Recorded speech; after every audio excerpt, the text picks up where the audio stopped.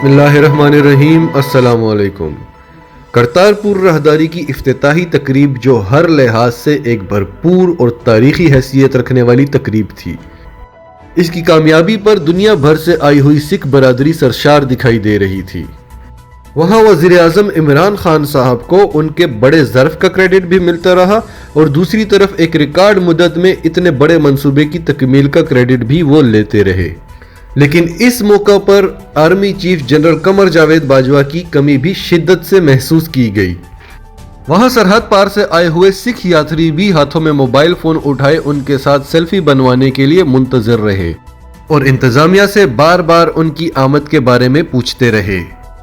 اس سے پہلے ایک سال قبل جب نوجوت سنگھ سدھو عمران خان سے ملنے پاکستان آئے تھے تو قمر جاوید باجوہ نے انہیں گلے سے لگایا تھا اور اعلان کیا تھا کہ وہ کرتارپور راہداری کھولنے کے لیے تیار ہیں، جس کے بعد سے ہی قمر جاوید باجوہ اور سدھو کی جبھی پورے بھارت میں مشہور ہو گئی تھی۔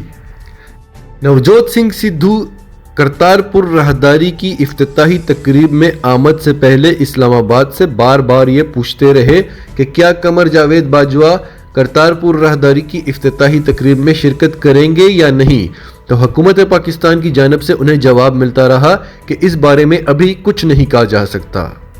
اور تقریب میں بھی نوجوت سنگھ سدھو بار بار انتظامیہ سے پوچھتے رہے کہ قمر جاوید باجوہ صاحب کیوں نہیں آئے۔ انہوں نے کہا کہ میں تو جبھی پا کر انہیں مبارکباد دینا چاہتا تھا، یہ میری خواہش تھی جو پوری نہ ہو سکی اور اس کا مجھے غم رہے گا۔ اگر آپ ہمارے چینل پر نئے ہیں تو ہمارے چینل کو سبسکرائب کریں اور سچ ٹی وی اردو فیملی کا حصہ بنیں اور بیل آئیکن پر کلک کریں تاکہ ہماری آنے والی تمام ویڈیوز آپ کو مل سکیں۔ اس کے علاوہ ہماری ویڈیوز کو لائک کریں، شیئر کریں اور کمنٹس میں اپنی رائے کا اظہار ضرور کریں۔